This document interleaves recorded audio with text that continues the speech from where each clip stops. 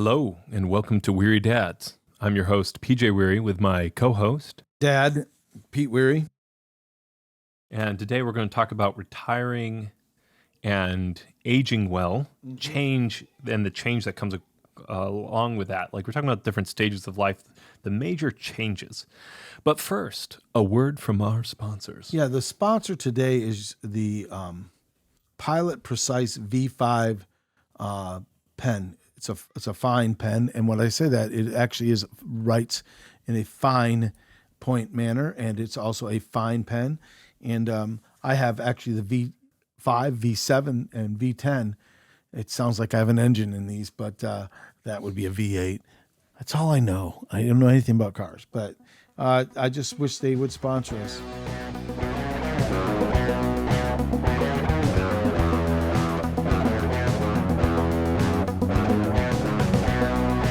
There are three choices about aging. There could be more. 1, you don't age well. 2, you age well. Or 3, you don't age at all. And I'll be real honest with you. I definitely did not expect that. 1 and 3 ain't cutting the mustard. So literally, I don't know how our listeners will take this. I am not sure, because you're not in this stage, which you should be very grateful for. I am not in the assisted living. We just put my parents in assisted living. This is part of what's probably prompt some of these conversations about change.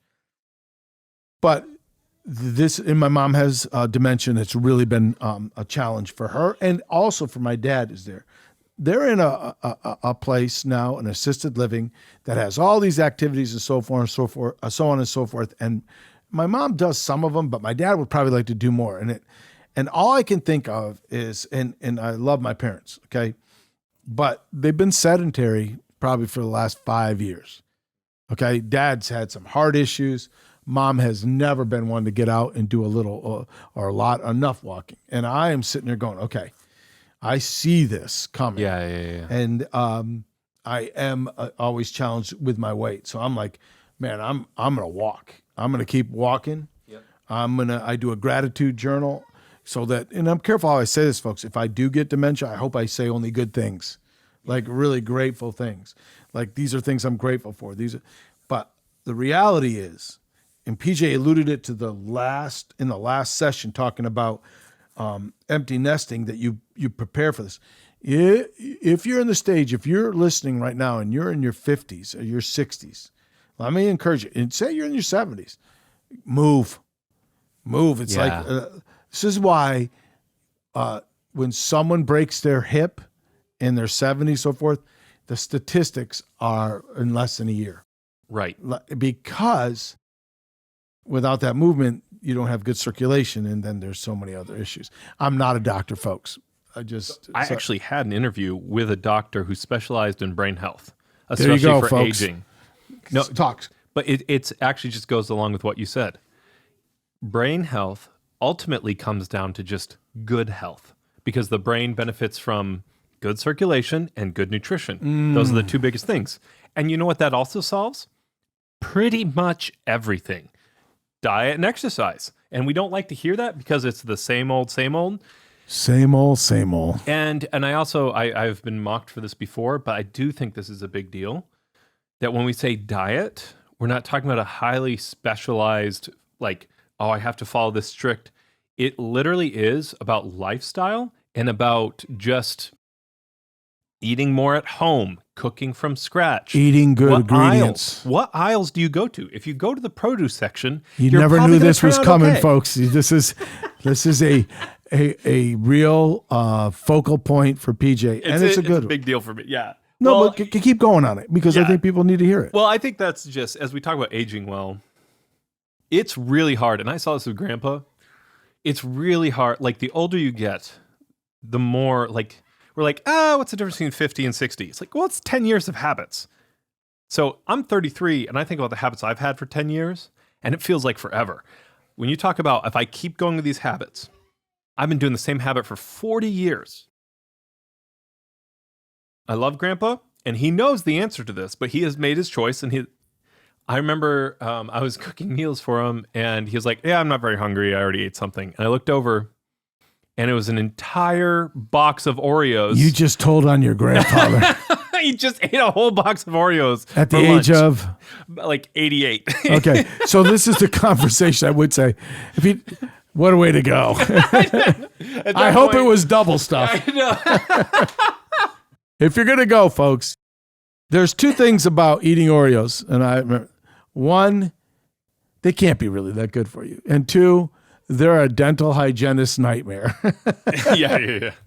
Oh, Or my goodness. Cash cow. I mean, depending on how you think about it. No, the other thing I think is really important with aging well is that some people focus so much on the work at hand that they don't keep track of their whole life purpose.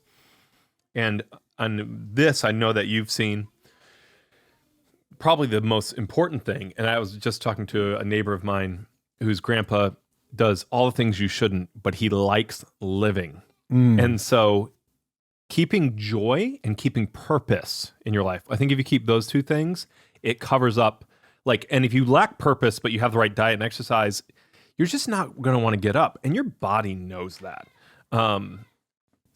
Which is going to just not help your circulation and choose to move and so. But I think there's some psychosomatic things there. The connection between your mind and your body. When your mind gives up, when your spirit gives up, your body does too. And I think that's really an important thing here is to keep, to know that you have a purpose, you have a part to play.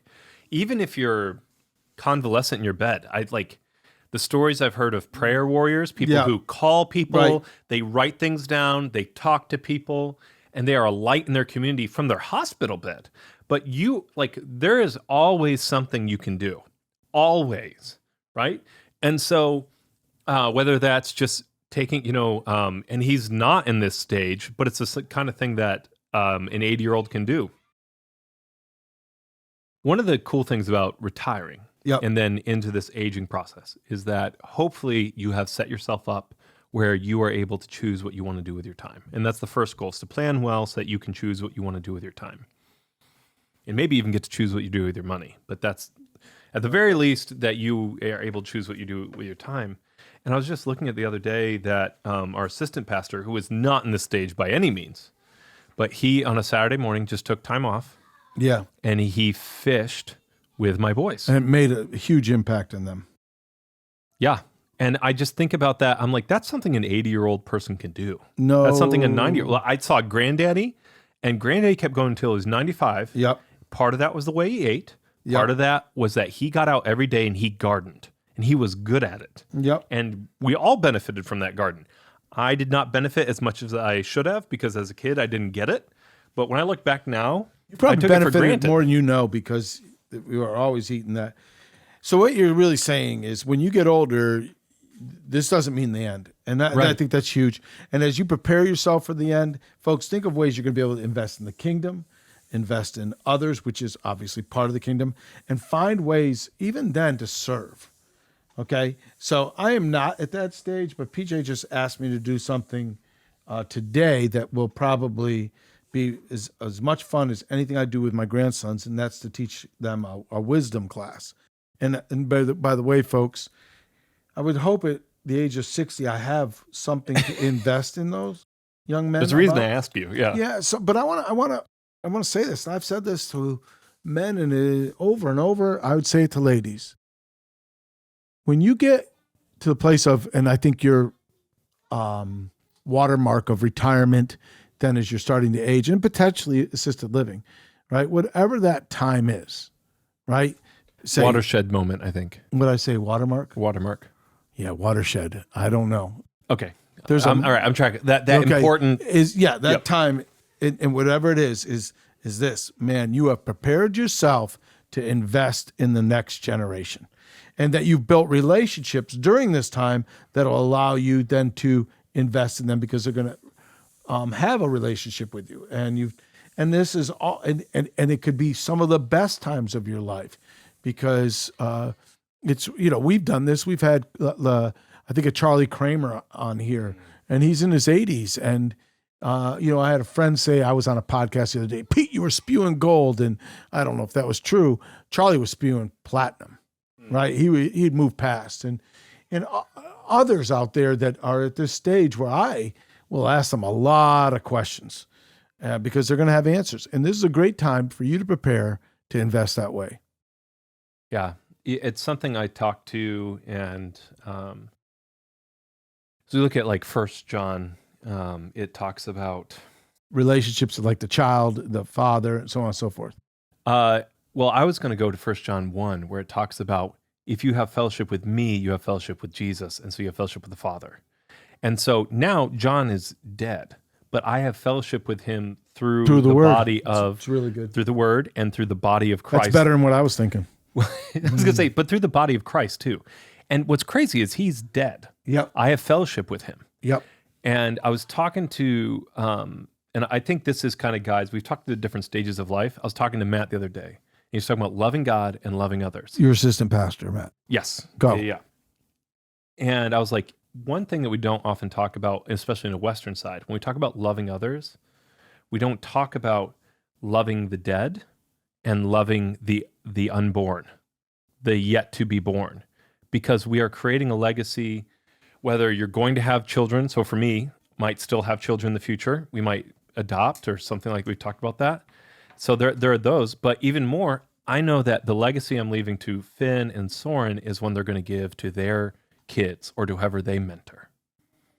And so as you look through you can't see me, folks. I'm just sitting here listening and nodding my head. I don't want to say vehemently. I can, because everything he's saying is so powerful.